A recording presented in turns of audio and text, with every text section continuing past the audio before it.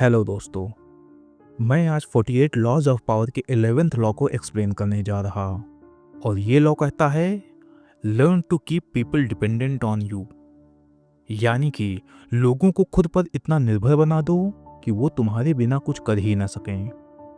कहानी की शुरुआत करूं उससे पहले आपको कुछ बातें बता दूं। मैनिपुलेशन में इस लॉ का सबसे ज़्यादा यूज होता है, तो इस कहानी के जरिए मैं आपको ये समझाऊंगा कि कैसे इस लॉ से फ़ायदा उठा सकते हैं। लेकिन उससे भी ज़्यादा ज़रूरी आपके लिए ये जानना है कि आप कैसे इस मैनिपुलेशन ट्रिक से बच सकते हैं, क्योंकि लोगों को मैनिपुलेट करने के लिए इस ट्रिक का सबसे ज़्यादा यूज किया जाता है। तो मैं इस वीडियो में इस लॉ के बारे में एक्सप्लेन करने जा रहा, लेकिन अगर ज़रूरत पड़ी तो आगे कभी इस डिपेंडेंसी वाले मैनिपुलेशन को ठीक से एक्सप्लेन कर दूंगा। तो फिर आप मेरे से जुड़े रहिए और हमारे मोबाइल एप्लीकेशन में जो भी कोर्सेज हैं उनको भी देखते रहिए। ये कहानी है मध्यकालीन इटली की, जहाँ छोटे छोटे शहर अपने आप में राज्य की तरह होते थे। उनमें से एक था सिएना। उस दौर में शहरों के पास अपनी कोई स्थायी सेना नहीं होती थी, तो जब कोई युद्ध छिड़ता था या फिर कोई हमला होता था तो वो मर्सिनरीज को बुलाते थे, यानी कि ऐसे पेशेवर सैनिक जो पैसे लेकर लड़ते थे। एक दिन सिएना शहर पर एक बाहरी दुश्मन ने हमला कर दिया। दुश्मन बहुत ताकतवर था। शहर के लोग डर में थे। राजा और मंत्री घबराए हुए थे। उन्हें समझ नहीं आ रहा था कि क्या करें। तभी एक मर्सिनरी यानी कि किराए का योद्धा सामने आता है और उसने उस शहर को अपने तेज दिमाग और कुशल रणनीति से बचा लिया। यद्यपि उसका नाम इतिहास में दर्ज नहीं है, लेकिन उसके काम को कभी भी भुलाया नहीं जा सकता। जब युद्ध शुरू होने वाला था तो उसने सबसे पहले दुश्मन की चालों को समझा और उनकी संख्या का अनुमान लगाया। फिर शहर की सीमाओं और गलियों को ध्यान में रखते हुए एक रणनीति बनाई। उसने स्थानीय लड़कों और जवानों को इकट्ठा किया और जल्दी से उन्हें ट्रेनिंग दी। फिर दिन में उसने दुश्मन की सप्लाई लाइनें काट दी और रात में छिपकर हमले करवाए। उस मर्सिनरी की तेज बुद्धि, लीडरशिप और साहस ने युद्ध का पूरा रुख पलट दिया। फिर कुछ ही दिनों में दुश्मन को पीछे हटना पड़ा और सिएना शहर की जान बच गई। अब सवाल उठा कि इस मर्सिनरी को इनाम क्या दिया जाए। तो जब सब कुछ शांत हो गया तो शहर की जनता और नेता एक जगह इकट्ठा हुए।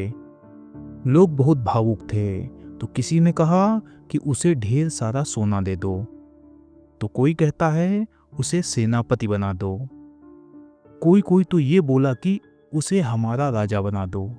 लेकिन यहीं पर कहानी ने एक अजीब और बड़ा ही खतरनाक मोड़ ले लिया।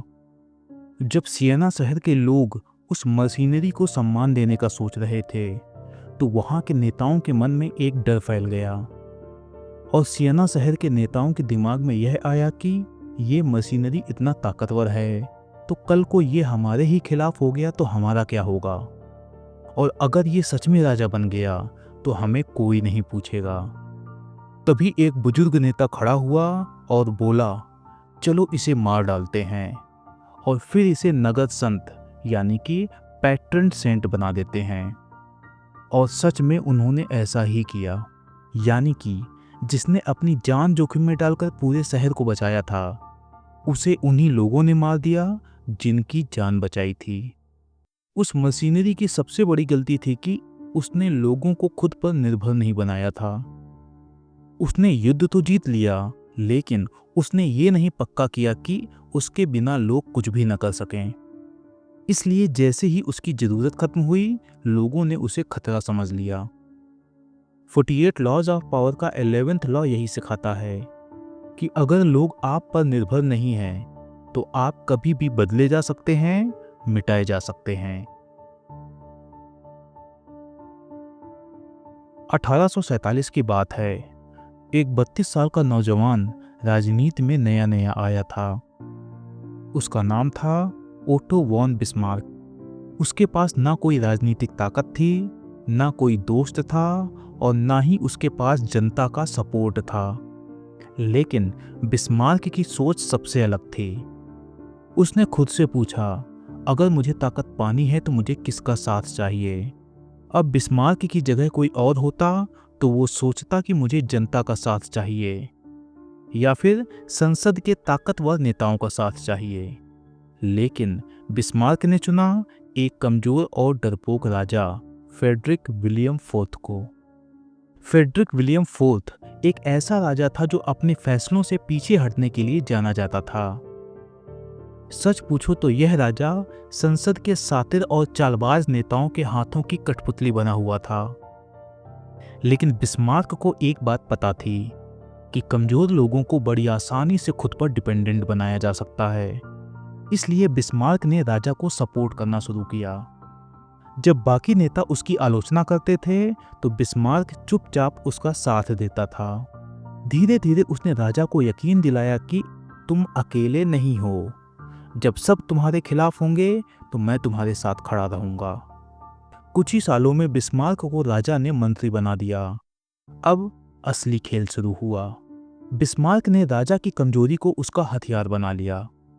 वो राजा को बार बार चैलेंज किया करता कि राजा बनो और मजबूती से फैसला लो। वो राजा के आत्मविश्वास को बढ़ाता और उसके डर को ताकत में बदलता। लेकिन असलियत ये थी कि बिस्मार्क राजा के डिसीजन खुद लेता था, लेकिन राजा को ये लगता था कि अब वो हिम्मत वाला बन रहा और मजबूती से डिसीजन ले रहा। फिर धीरे धीरे राजा बिस्मार्क के इशारे पर चलने लगा और फिर 1861 में वो दिन आया जब राजा फ्रेडरिक की मौत हो गई। अब बिस्मार्क की पूरी पावर खतरे में थी, क्योंकि नया राजा यानी कि विलियम फर्स्ट बिस्मार्क को नापसंद करता था। वो उसे हटाना चाहता था। लेकिन तभी बिस्मार्क की असली पॉलिटिकल मास्टरी दिखी। बिस्मार्क ने फिर वही ट्रिक अपनाई। उसने राजा विलियम की सबसे बड़ी कमजोरी को पकड़ा, यानी कि उसका डर। विलियम चारों तरफ से अपने दुश्मनों से घिरा था और सत्ता को लेकर राजनीति चल रही थी। राजा इतना डर गया था कि वो राजगद्दी छोड़ने का सोचने लगा था।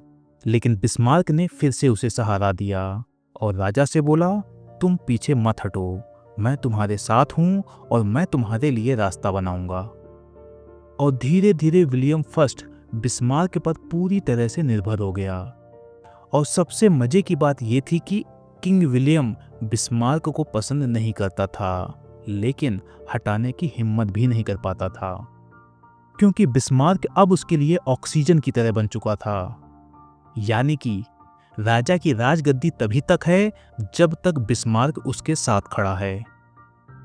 तो जब भी बिस्मार्क रिजाइन करने की धमकी देता तो राजा झुक जाता, क्योंकि उसे मालूम था कि अगर बिस्मार्क गया तो मेरी गद्दी भी चली जाएगी।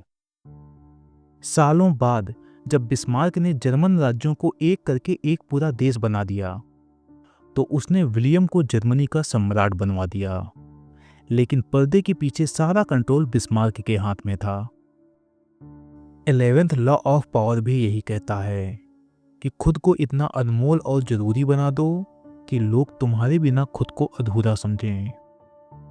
जब कोई इंसान, संस्था या सिस्टम तुम पर निर्भर हो जाता है तो तुम्हारे पास एक ऐसी ताकत आ जाती है जो दिखती नहीं, लेकिन उस ताकत से तुम सब कुछ कंट्रोल कर सकते हो। अब इन दोनों ही कहानियों की एनालिसिस कर देता हूँ। पहली कहानी है मर्सिनरी की, जिसके पास ताकत तो थी लेकिन वो उस ताकत का सही से इस्तेमाल नहीं कर पाया। वो एक साहसी योद्धा था।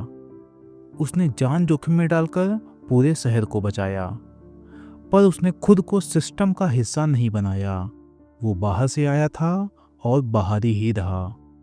लोगों के लिए वो एक शॉर्ट टर्म की जरूरत था, ना कि उनके सिस्टम का एक मजबूत स्ट्रक्चर। तो जैसे ही उन लोगों की शॉर्ट टर्म वाली जरूरत पूरी हुई तो उसे धन्यवाद कहने की बजाय उसे मार डाला और संत बना दिया। अब इस कहानी से क्या सीख मिली ये भी जान लो। अगर तुम लोगों के लिए जरूरी नहीं हो तो चाहे तुमने कितना भी बड़ा काम किया हो, वो तुम्हें भूल जाएंगे या फिर हटा देंगे। अब बिस्मार्क ने क्या किया समझो। उसने जानबूझकर एक कमजोर राजा को चुना जो डरपोक और उलझा हुआ था। फिर उसने धीरे धीरे उस राजा को इमोशनली और पॉलिटिकली अपने ऊपर डिपेंडेंट बना दिया। बिस्मार्क राजा को भरोसा भी दिलाता था और हिम्मत भी दिलाता था। राजा बिस्मार्क को पसंद नहीं करता था, लेकिन बिस्मार्क के बिना राज करना नामुमकिन था। तो बिस्मार्क की कहानी से यह सीख मिलती है कि पद होना जरूरी नहीं, जरूरी है जरूरी होना। यानी कि तुम्हारा किसी स्ट्रक्चर में होना इतना क्रिटिकल हो जाए कि तुम्हें हटाना मतलब अपने पैरों में कुल्हाड़ी मारना। यही असली पावर है। अब एक बात जान लो, यह एक सबसे खतरनाक मैनिपुलेशन ट्रिक भी है। तो इतना ध्यान रखो, अगर कोई आपको पूरी तरह से खुद पर डिपेंडेंट बना रहा तो इतना समझ लो कि आपकी जिंदगी नर्क होने वाली है। और हाँ, ये जो डिपेंडेंसी होती है ये लव, अफेक्शन, सिंपैथी, एम्पैथी इन सब की आड़ लेकर क्रिएट की जाती है। लेकिन अब मुझे ऐसा लग रहा कि इस डिपेंडेंसी वाले मैनिपुलेशन को ठीक से एक्सपोज करना होगा। तो आप वेट कीजिए, इस टॉपिक पर जल्द ही एक वीडियो लेकर आऊँगा। So learn to keep people dependent on you. ये लॉ सिखाता है कि डिपेंडेंसी एक ताकत है, लेकिन ये ताकत तभी सही है जब आप इसे जिम्मेदारी से इस्तेमाल करें। और अगर कोई दूसरा इंसान आपके खिलाफ इसे इस्तेमाल कर रहा तो इस मैनिपुलेशन से बचने का सबसे बड़ा हथियार है सेल्फ अवेयरनेस एंड इंडिपेंडेंस। तो याद रखो, अगर आप खुद पर निर्भर रहना सीख गए तो कोई भी आपकी आज़ादी नहीं छीन सकता। वीडियो पसंद आया हो तो इसे लाइक करें, शेयर करें और इस तरह की और भी पावरफुल स्ट्रेटजीज के लिए हमारे चैनल को सब्सक्राइब करें।